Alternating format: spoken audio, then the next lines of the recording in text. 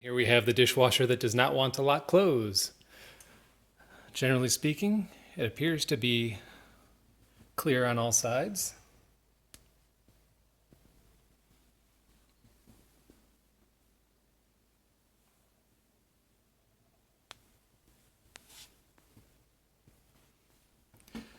It closes most of the way. You can kind of hear it latch a little bit and come back out.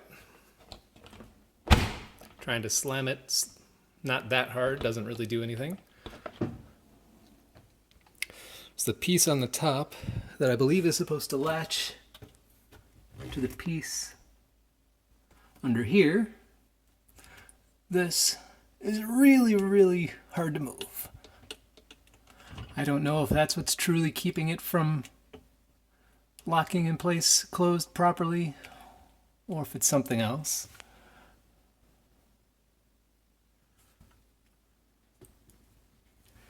Everything else appears to be in good working order.